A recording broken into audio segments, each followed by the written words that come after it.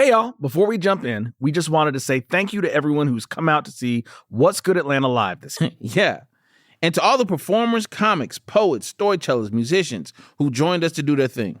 And we actually have one more live show to close out the year on December 2nd at Dad's Garage. It'll be our season finale, and we have some very special guests lined up to join. And you can actually join us as producer of the show.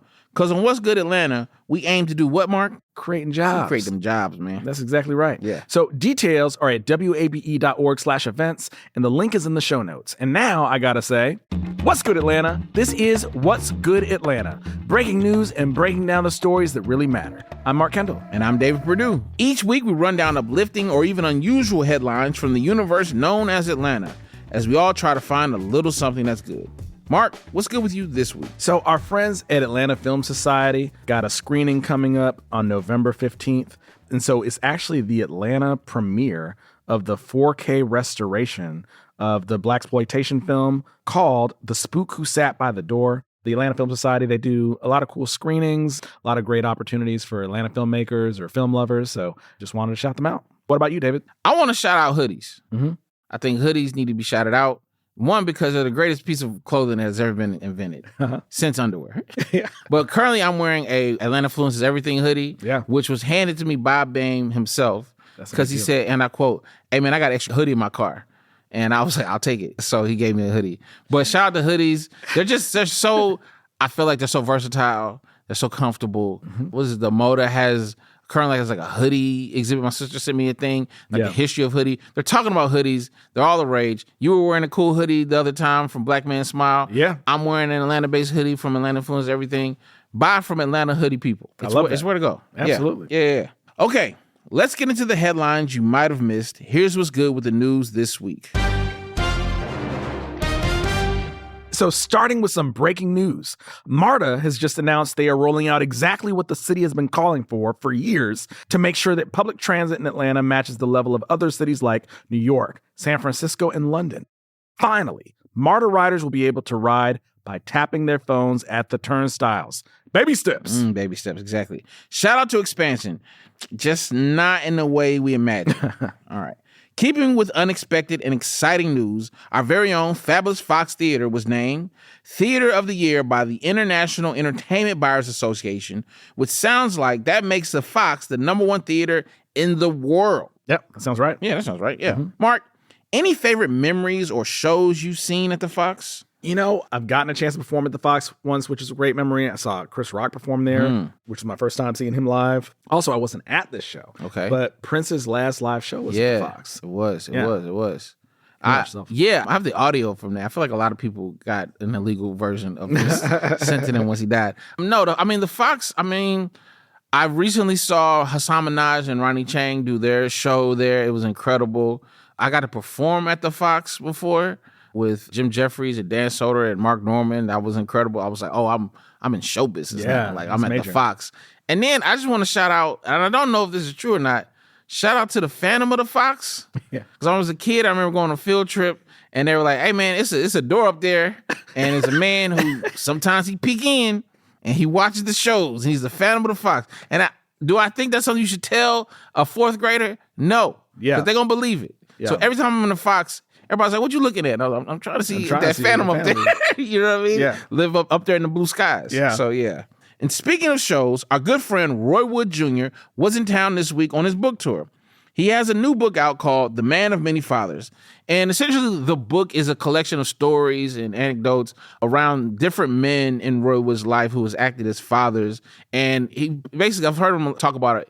The book is a letter to his son to basically give him information that he got from different father figures in his life. Roy Wood, again, one of the greatest comedians we have, a Southern comedian, specifically a Birmingham comedian, and one of the greats. So, we really enjoy him and we definitely want to support his book for sure.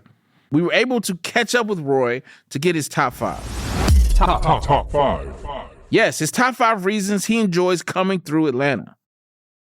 We are here today with a very special guest coming through Atlanta to tell us about his new book, The Man of Many Fathers. It's Roy Wood Jr. Hey, Roy, what's going on? Hey, how y'all doing, man? Good afternoon. What day is this? I don't know. Listen, man, you are literally everywhere. This is how I was telling Scotty, our producer, beforehand. I was like, this is how I know people be everywhere. When my mom started sending me texts about people that she know I know, she's like, I seen your friend, and they say the whole name. I seen your friend Roy Wood Jr. on The View. I seen, when you start getting them, I was like, he doing everything.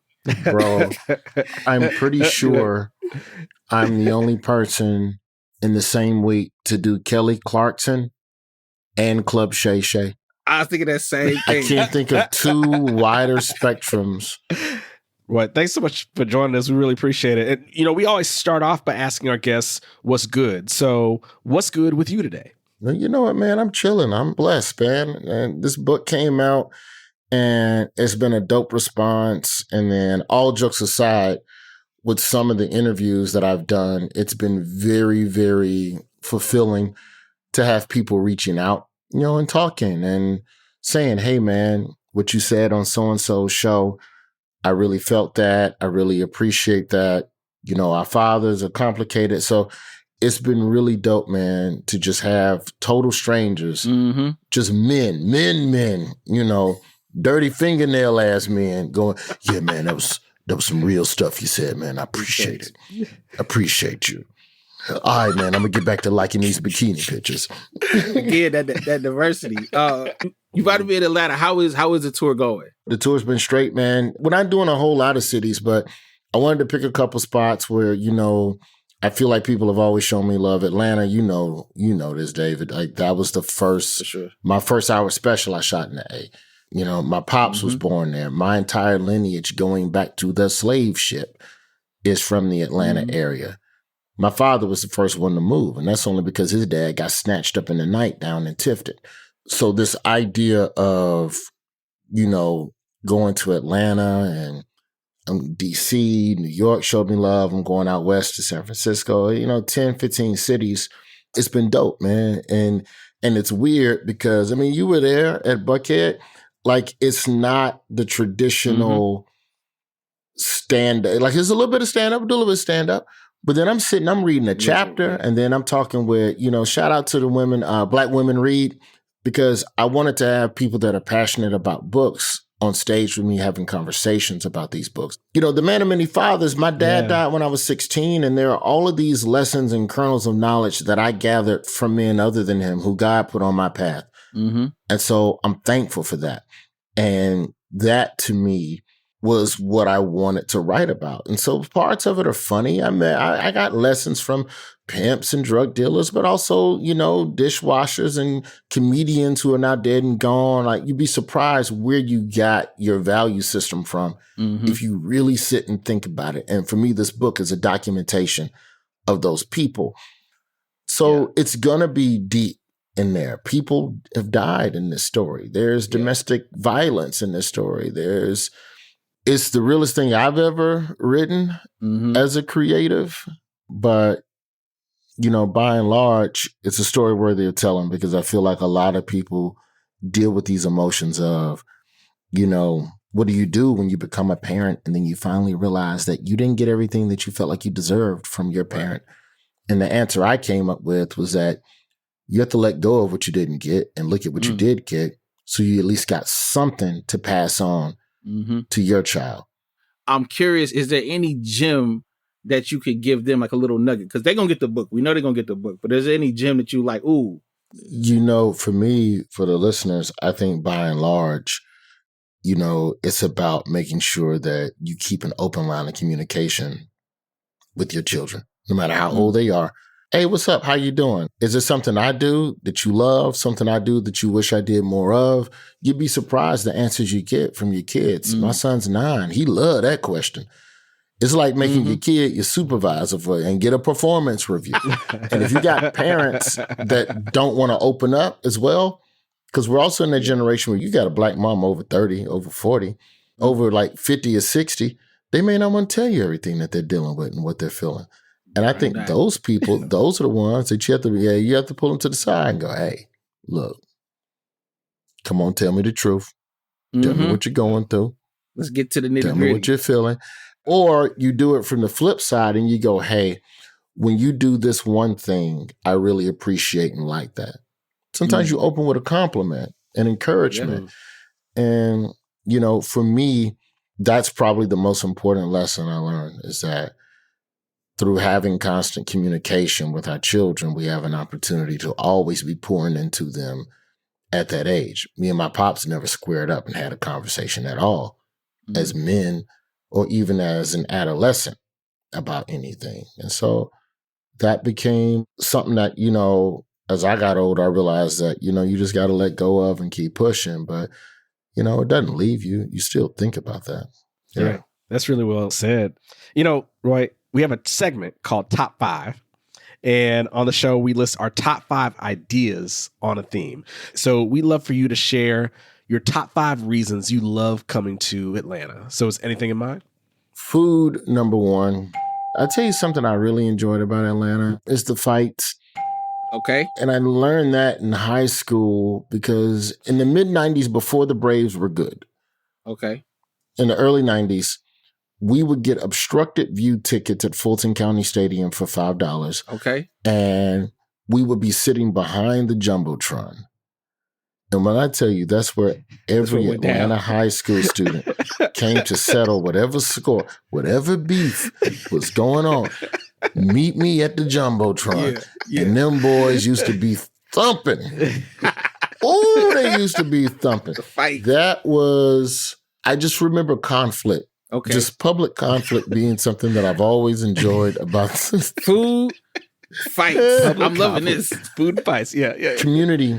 Okay. I got to give a shout out to my man Art Terrell, Kiss 104.1. I did mornings. Right. I did afternoons first, then I did mornings with Art Terrell for about 2 years. Mm-hmm. And we really got out into the community. And, they're a station that has always genuinely cared about people. And, I gotta give a shout out to Portia. We was out there in Turkey Drive and in the rain. Mm-hmm. She out there shaking hands. Like something I did not know about Atlanta until I did radio in Atlanta was just how much the celebrities really are piped into the community because, and it makes sense because it's a city. Yeah. But you're so used to seeing people on TV and larger than life and you in LA on the red carpets. Right.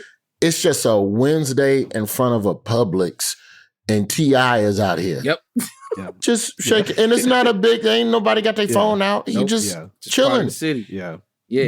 And so that part of it, the way the celebs, the way Atlanta-based celebrities fold back into the fabric of the city, absolutely, I think is a really dope thing. And I think it's really understated because, nobody just thinks it. Because again, as a non-Atlantan, I just think of them as larger than life figures. Right. Yeah. And then you'll just be walking down the street and just, was that Nene Leakes? Yeah, that's Nene. Anyway. I told a story on the show before. I ran into Big Boy at the Walmart on Howard Mill and he was buying styrofoam cups and little socks. I never forget that. Just regular. And then I was just like, Sir Lucius left foot. He said, show enough pimp. And just kept walking. And I was like, man, I love this city.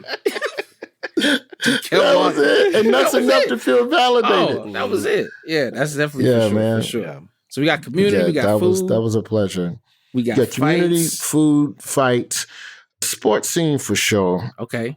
I'm a baseball head. I had a good time experiencing Truist during All-Star Week. That was very dope. I was out there for MLB Network covering some stuff.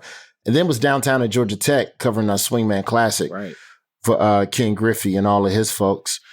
And, that was a really good ass time. Mm-hmm. Live shows, the audience is there. Yeah. The honesty. Yeah. I was going to say. I go back to Uptown. I go back to the old Uptown when it was on Peachtree and it was upstairs. I would ride the Greyhound from Tallahassee because the Greyhound station and the MARTA station was like wrapped in the same little plaza. And so then I'd hop the MARTA out to Buckhead, go get booed, get on the MARTA, go back. Sleep at the bus station. Yeah. and then I finally figured out, all right, you ain't got to be back at the bus station this early. Yeah. So I would get booed and then walk over to Justin's to watch TV at the bar. There it is. And be drinking that's when I discovered $7 bottle. They had them Voss waters. Yeah. I'm glad you said the artist because I've noticed at least the last time for sure. I remember you said how before you tape a special, you try to come through Atlanta. I think you did right before because you was like, I do Peoria, Illinois, and then I do Atlanta. Yep. Those are the two cities I do back to back. Peoria is middle American broke white. Mm-hmm. and black people who don't know they black. And then there's Atlanta, which is the blackest and proudest city, artistically. Yeah. If the joke works in both of those places, then it's ready for TV. But Atlanta's the last place I come to stress test race theory in a joke to find out whether or not, all right, am I really doing right by black folks and presenting the black community in the right light? Because Atlanta, I'll go, like in a heartbeat. So it's an important place for me to always show up. It's either center stage or Punchline. I did Uptown for a while before. But the last time I did Uptown, it was on Marietta next to the strip club. Yeah. And you shared the parking lot, and the strippers would come over and flirt with the, trying to. Yeah. You see so much of Atlanta. Yeah. Man. So, that's the rundown. Roy, man, listen, we appreciate it. I know you're busy, man, so we won't take too much more of your time. But, that's top 5. So, Roy, thank you again. Very excited for you to be in the city. Always a pleasure to have you in the city, man. The city show you a lot of love. And so, we just appreciate you stopping by, What's Good Atlanta, and blessing us with your top 5. Yeah, man. Appreciate you, man. I appreciate y'all, man. Top 5. Thanks again, Roy. His book, The Man of Many Fathers, is out now. After a quick break, we'll be right back with this week's top story. And now, back to the news.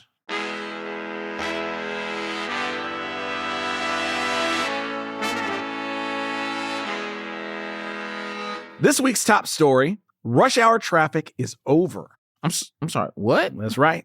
A recent Texas A&M study declared that there's no more rush hour in Atlanta. Post-pandemic hybrid work schedules have dismantled systemic rush hour once and for all. Mark, I think what they're saying is that there's no rush hour because it's just a constant stream of traffic all day, right? Like all time, every hour is rush hour? Well, to make sense of this, why don't we bring in traffic with Curtis? Honks and beeps in the roads and streets, it's traffic with Curtis. Hey, Curtis. Hey, divide. Oh, that's new. You catch that? That's David in reverse. I did catch which that. is the direction I'm headed in right now. Okay. I'm in reverse, in case you're wondering, divide, because there's no more rush hour. So that's exactly what we wanted to talk to you about, Curtis. Can you tell us what you're seeing out there? Like, what are the roads looking like? I can't divide, okay? Because I can't be in a hurry no more. No more rush hour. No need to be in a rush to get anywhere. It's time to slow down, okay? And thanks to the unpredictable nature of Atlanta traffic, I get that reminder all the time.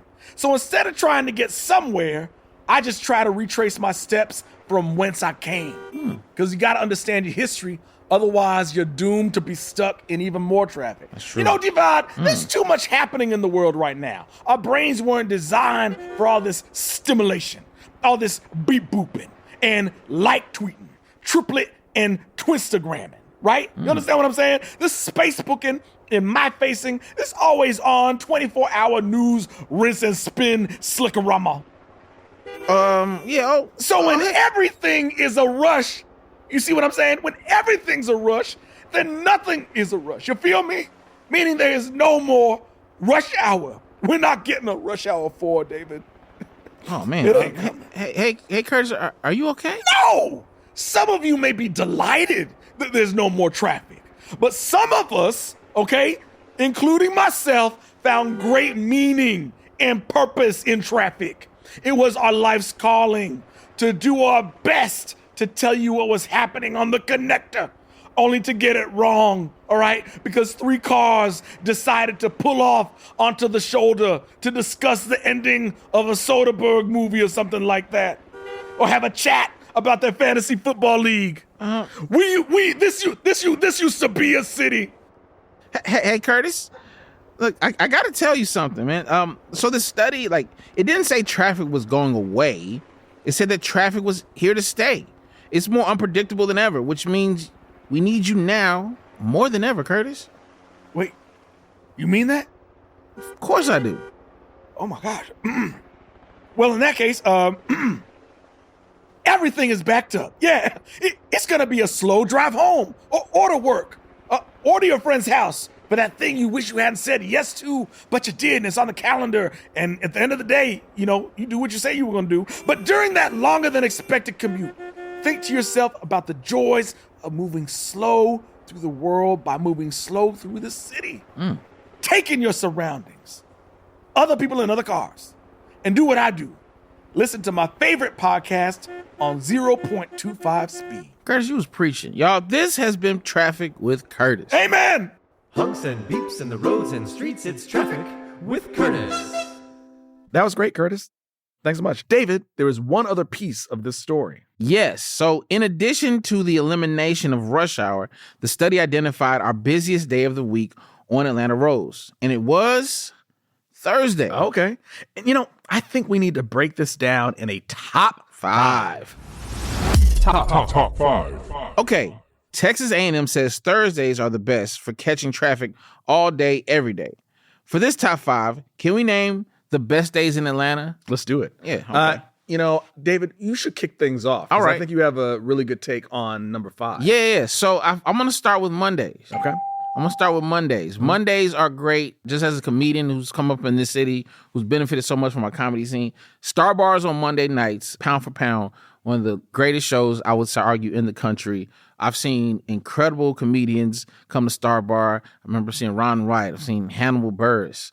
I've seen Roy Scovel. You name it, they've all come through Star Bar as they know that as a place where you're going to see incredible comedy. And shout out to Star Bar now because it no longer has smoking in there. Mm-hmm. Because early on, my goodness. You would leave Star Bar at the end of the night just like caked in cigarette smoke. I absolutely had a Star Bar jacket. Mm-hmm. It was like, people, I got a smoking jacket. I was like, and I would leave it in my car. I would never take it out. Because it's like, this is only for Star Bar. Mm-hmm. But you could not, you couldn't manufacture that level of magic. I call it magic in that room on hot nights for sure. David, the next day I'll throw out there as far as days in Atlanta, I'm going to say Tuesday. Okay. Because, the weekends in Atlanta, a lot going on. Yes. Right? So, if you're putting on an event, you got a lot of competition if you're doing it on the weekend. Right. Monday night is kind of like people's first day back at work. Yes. So it's harder to do it Wednesdays, hump day, all that kind of stuff.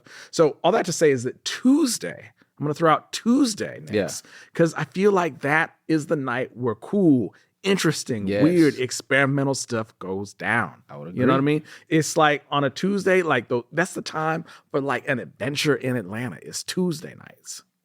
I'd agree with that 100%. Yeah. we're gonna keep it in order.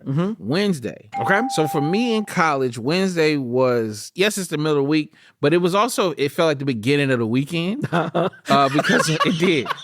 It did. It felt like the beginning of the weekend to me. And that's because we had on campus, we had what we call Hump Wednesdays. And there was there were different vendors and there was a DJ playing. Yeah. And at least my first few years, I wasn't smart enough to not have classes on Wednesdays. And so many a time I'd be in class and I would hear music. And, I made the executive decision many a time to not go to class. And I would go and chill out on Hump Wednesdays. And it was just a time for people to gather to kind of I guess, for some people like myself, start your weekend early. Yeah. But it was good music, good food. A lot of friendship bonding was happening on Hump Wednesdays. So shout out to Hump Wednesdays, yeah. Next day I'll throw out there is Sunday. Okay. Because Sunday, I feel like it's an interesting, different things happening at the same time. Yes. That might be a day where you got a football game going on. Unfortunately. A part might be having there might be some festival, you know what I mean? Where people are playing on people's front lawns, you know what I mean? It's that in the afternoon in particular, you got this window of time where there's cool things going on. Maybe the weather's really nice and you don't yet have the Sunday scaries. Yes. You know what I mean? Yes. So that's what I'll throw out next is Sunday. I love that. I love that. All right. I'm going to close it out with Thursday. But Thursday is actually related to Monday. So Thursday, if you're ever around an Atlanta comedian, Thursday at specifically, I want to say 4:59, all of our phones has an alarm, and that alarm goes off to remind us to call Rodney at Star Bar. If you don't know, Rodney is the host, has been the host of Star Bar on Monday nights for years. And if you don't know, if you've never met Rodney, he looks like and sounds like a character from Sons of Anarchy. And Rodney is the best host for that show. He keeps the crowd together. But every comic has to call in and basically go, hey, Rodney, my name is such and such. I'm trying to get time on Monday. And you hang up and you do this weird, you do this weird math of like, which one is he going to pick up? Yeah. Is he going to pick up mine? Is he going to get my voicemail? You know what I mean? Like for years, you try to figure out the right time. Like I had it like where I was like, if everybody's calling exactly at 5, I'm going to call 5 and 30 seconds. Yeah. Right? Didn't work. Because if people know my story, Rodney didn't put me on Star Bar for 3 years. Wow. Yeah, 3 years. And now when I go, every time I go, this guy, because he sounds like this guy waited 3 years to get on this show. And so all you people complaining about not getting on, getting them back of the line because this guy waited. And I'm sitting here like, you could have just put me, you didn't have to do this. I didn't sign up to be this story, man. But shout out to Rodney, shout out to Thursday, shout out to all the comedians who got their alarm clock on to call and get Rodney, get his attention. And y'all, I can confirm that David absolutely has that alarm because we were hanging out with some folks just last week. Yeah. Thursday, 4:59 pulls around, that alarm goes off. My alarm goes off. We're like, David, you haven't needed to make that call for years. They just put you up now. You never know, man. I don't forget my roots. This has been Top 5. Top 5. All right, y'all. A reminder, we have a show December 2nd at Dad's Garage. We're going to have comedy, music, poetry, and the greatest stories from 2025. David, what's some good that you're taking into the weekend? Man, traditions. Okay, yes, do I need to call Rodney Thursdays? No. We are friends. I don't have to do that. But I appreciate traditions, right? I appreciate things that bond people. Yeah. Like if I'm in a different city, I've had it happen where you can tell you're Atlanta comic because your alarm is still in your phone. Mm-hmm. So shout out to tradition, shout out to Atlanta comedy, shout out to Star Bar. Great place for comedy. What about you, Mark? I'm gonna shout out the Fox Theater. We were talking about all the memories. I was thinking about, all the history that's there. Shout out to the Fox Theater. Mm-hmm. All right, y'all, so don't forget, you can always send us a message at podcast@wabe.org and let us know what's good in Atlanta, be it breaking news or maybe just a bright spot driving slow on a Thursday. Yeah. What's Good Atlanta is produced by us in collaboration with Cool Productions and WABE. Our executive producer is Scotty Crow with additional production by Matt Owen. Find more at wabe.org/What's Good Atlanta. See y'all. I'm the Phantom of the Fox.